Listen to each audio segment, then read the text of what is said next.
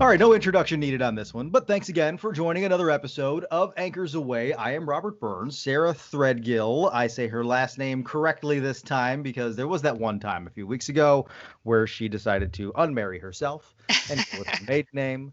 She is on the other line here. We are both former TV news anchors who, give you some news to know going into the weekend, some lighter stories that are out there. Remember to subscribe for free wherever you listen to podcasts and also give us a rating as well. Helps get the show out there to your friends and ours. Speaking of which, we have a new friend on the line this week. The reason why we don't have any sort of intro headlines here is because we are talking a topic I didn't think we'd be talking about this week, but it just kind of came up and it made sense. We're talking divorce with Ilyssa Panitz. She is a divorce journalist, so as well, someone who's coming from the streets of reporting and now focusing on a larger picture here. Ilyssa, thanks for joining us today. Thank you for having me. All right, so we're The talking big about D. something that's very sensitive for a lot of people here and very confusing for a lot of people as well. But what I think we're going to be able to do with you today is show that it's not all doom and gloom, not only during a pandemic, but also while you're going through something like a divorce, correct? Correct. So we That's had an right. episode, and I think yeah, I think if everybody who listens to us would have listened last month, back on January 7th, we had an episode out there, and it's still up there, so obviously you can listen to it. It is why pandemic divorces have skyrocketed. Went over a couple of statistics that kind of laid it out for us on what we've been going through over the past year, Sarah. I mean, you and I were surprised by some of those numbers we read and some of the statistics that we saw there. But I think what Alyssa's going to tell us today and you can probably elaborate on it right away, is just because you're going through a divorce doesn't mean it's the end of everything and you're going through this pandemic and it's an eternal downslide. No, it's actually just the beginning. I always come with the philosophy when people say to you, good news, bad news, you always start with the bad because you have to end on a high note. That's always been my philosophy. And that's what people should think when they are going through a divorce. Look, nobody wants to go through it. We don't get married, and this word is ever in our realm. It's not in our vocabulary, but unfortunately it does happen. So yes, it's going to be the end of one thing, but it can open the doors to so many new things. And that's what people have to remember when they're going through this, that it's you get to write your next chapter and you are the author. So however you want to create it is how it can look. So let me ask you this: if we're going back on some of the numbers that we saw here from the previous episode, one of those statistics were that divorces in 2020 were 34% higher than they were in 2019. You're shaking your head, so this number doesn't really surprise you.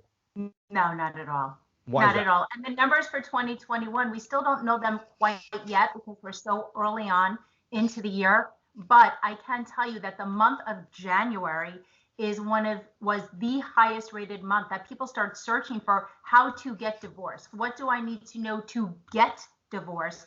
Because there are so many things you need to know. Interesting. Yeah. The irony of it is I actually know somebody whose divorce finalizes today. And that's something that it started in mid 2020. So I can see where statistics are proven right by that. So how did you get into reporting on divorce? Well, I spent 20 years covering celebrities, sitting down, doing in-depth interviews with them, producing photo shoots. And then after a personal journey going through a divorce myself, I noticed that there was no columnist out there talking about it. And there was nothing I could find, like if I opened up a magazine or a newspaper or anything to find information. So I just decided to combine my journalistic background and my personal journey and start putting it out there. And every day I get the honor of interviewing all types of professionals. So it could be lawyers, financial experts, real estate professionals, mental health experts, wellness experts, dating experts, people who deal with child custody issues. I mean, the list is endless, but every day I say my column is like a revolving door. We're always bringing somebody new in. And the column is all about surviving and thriving. So it goes back to what I said earlier. You know, somebody always says good news, bad news. We got to go through the bad and kind of teach you and guide you. But we're going to tell you all the wonderful things that are going to come out of it. And we just kind of have to get you through it. So anybody who's gone through a divorce, I'm sure even your friend will tell you, everybody will say, there's a light at the end of the tunnel. We're going to help get you to that light. Ilyssa Panitz, she is a divorce reporter on with us this week, talking about the lighter side of divorce and some of the things that you can look forward to, I think, as you go through this process. And just a side note, it's kind of funny that you mentioned that you were a Hollywood reporter, because I was talking to, of course, Mom, who has pearls of wisdom all over the place, but doesn't know about the lifestyle. And she thinks that they all just kind of, that's the lifestyle in Hollywood, is you get married for a couple of weeks and then you get divorced and you move on to the next. Not necessarily the case, though, I'm sure, with a lot of people that you've interviewed here. But we're talking about, you mentioned surviving and thriving during a divorce. Let's get into some of these top 5 ways or top 7 ways, whatever you have for us, that can kind of change your mindset as you go through this. And I think what's interesting to me is one of the first one that you think of is just having that weight off your shoulders once it's done. Yes, and I actually wrote a column about that. You can think of it as your diet with instant results, because that dead weight that you've been carrying, which could be, your soon to be ex-spouse that was weighing you down, that was making you feel terrible about yourself, you're now getting rid of. And that gives you the freedom and the flexibility to go out and find what it is you want. I try to tell people, think of dating as the buffet. You get to kind of sample it all. And what do I mean by that? Picture yourself almost as the hostess at a restaurant, and everybody who comes through the door, you get to meet and you get to talk to. And that's how you should treat dating. You should just try to meet as many people as possible in a safe way. It could start online, it could be with a Zoom, it could be in a public place over coffee, and just get yourself out there and meet a lot of people. From there, another reason people are scared to get divorced, financial reasons. A lot of women aren't very savvy when it comes to the finances. And this is nothing they should be ashamed of. It is so common. But they're so busy. Nowadays, women are very career oriented.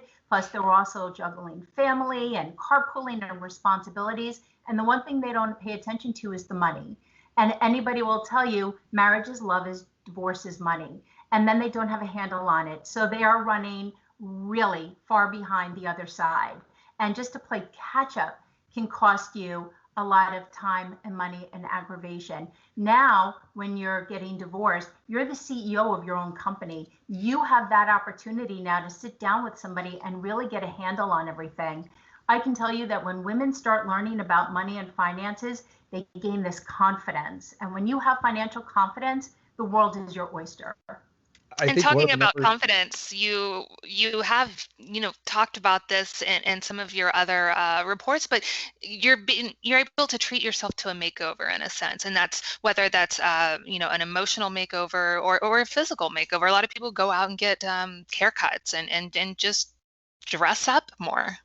And it doesn't even have to cost a lot. I mean, you could do everything on a budget, and that's the beauty of it. You can do things in your own home. You can go out and take a little something. And while your kids are with, your soon to be ex, go treat yourself to a facial. Go to a store. There's so many good sales right now because of COVID, and buy a few things. Maybe your soon to be ex didn't like you wearing that now you can wear. Get back to the gym. Go outside and go walking. All those things you didn't have time for. Yet another advantage. One thing women talk about all the time is they don't have any free time for themselves. And as a result, they have all this anxiety. Why? Because they have no downtime. Now, when your kids are with your soon to be, let's say, ex-husband, you have all this freedom. Go reconnect with a friend. Go spend time and get yourself a little manicure. Go spend time and give yourself that 40-minute walk. I try to tell people, if you are exercising, find music that inspires you. Find music that makes you feel alive again. You'll feel so different. And I've also noticed with a lot of women, they have a lot more patience, especially with kids home more because of COVID. And a lot of schools are doing this hybrid learning. The more you reward yourself, the better you are to yourself and the better you're going to handle your divorce. One of the things that I think we looked at through here is a lot of these numbers that we're seeing, and I hate to think of people as statistics, but in this particular case, we're looking at numbers because that tells the story. And one of the surprising things that raised an eyebrow to me was, and also to Sarah, is once a marriage has gone to the 20-year mark, over half of those marriages end in divorce. Once you get past that 20-year mark. So I think to us, the conventional thinking was these are younger people who made a mistake, who just can't deal with it. But these are people who have realized I've been living this mistake for a while. And maybe it's time that I start focusing on myself. And these are older, these are moms. These are people who are out there and trying to rediscover themselves for a while. What have you seen and what have you heard as far as those particular age groups going back out there? Well, take for example my parents who are in their 70s. When my parents were in their 20s, you were supposed to get married. Nowadays, people are getting married much later in life. Women now have come a long way in corporate America, whereas they weren't, let's say, 40, 50 years ago. So, they're having children later, they're getting married later.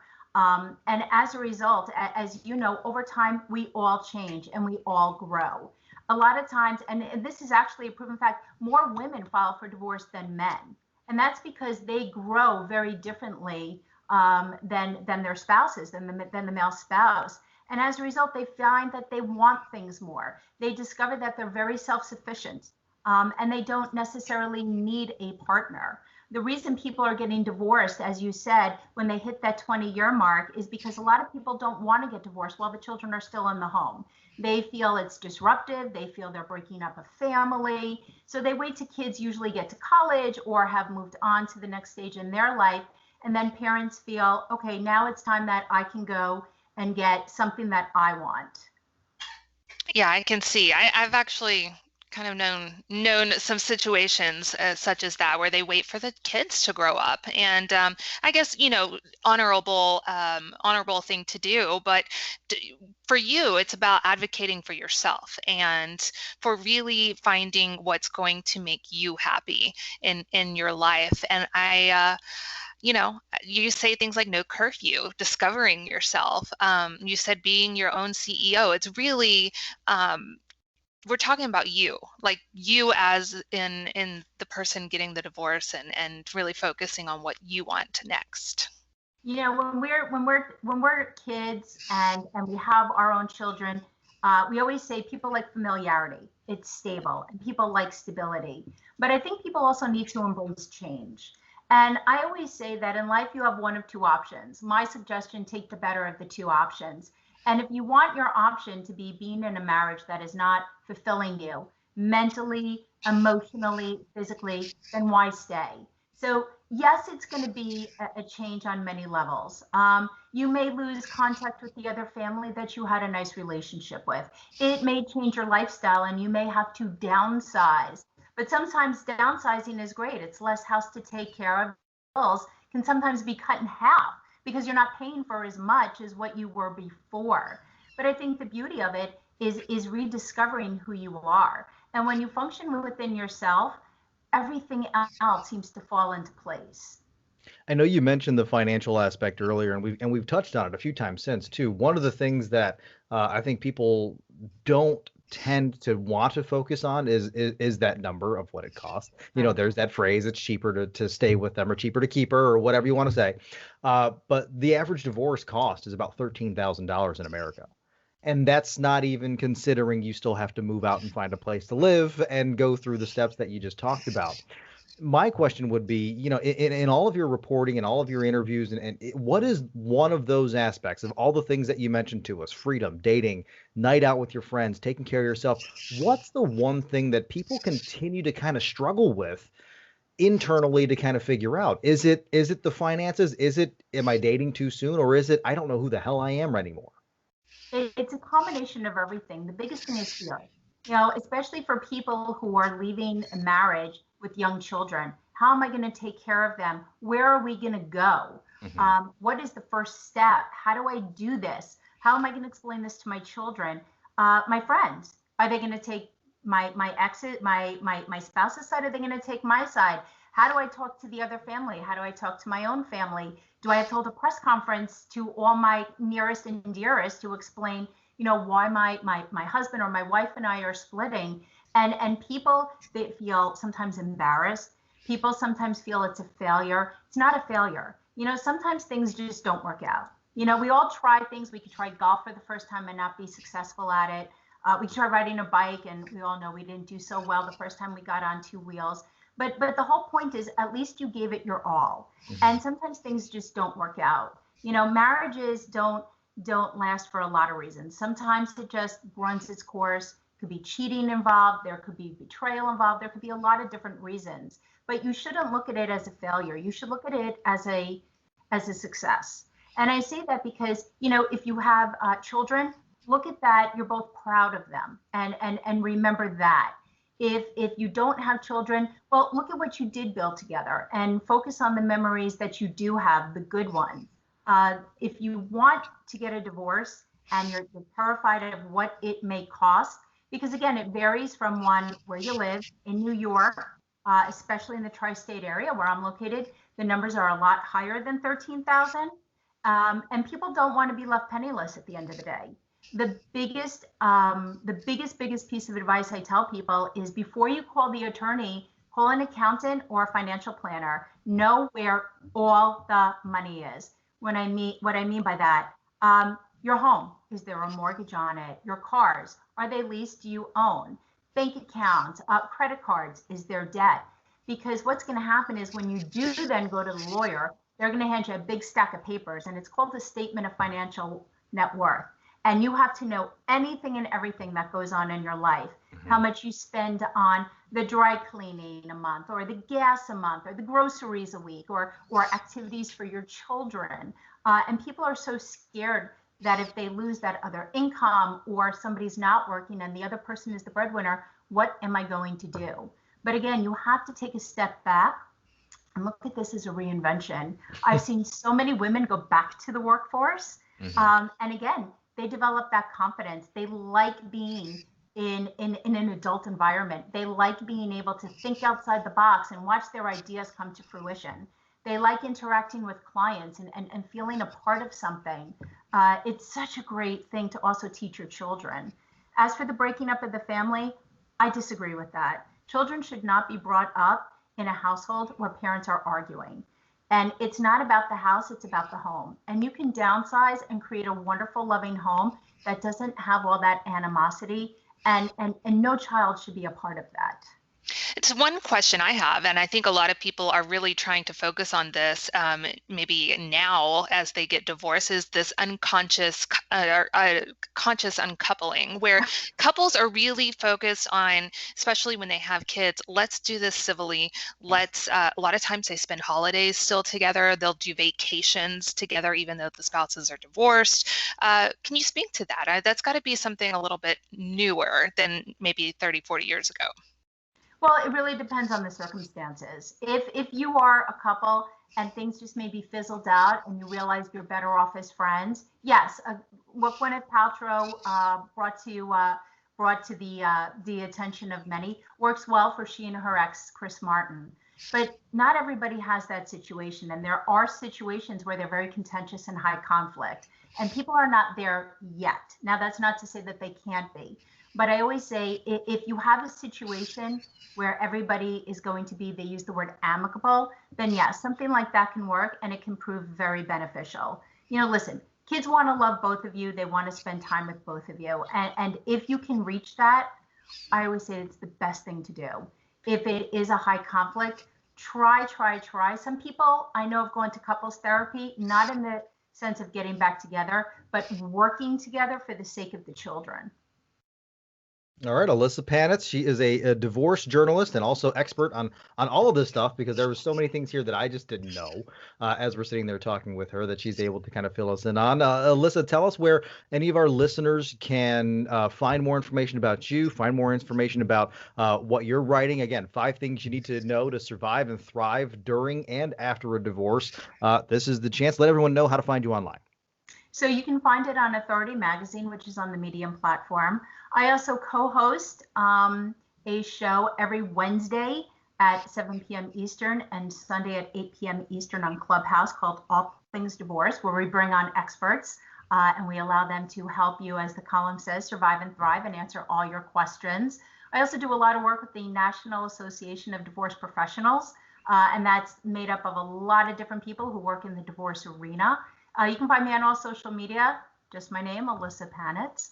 And as long as there's divorce, there's going to be me trying to help people understand it a little bit better and save you time, money, and aggravation, and hopefully find that happy ending.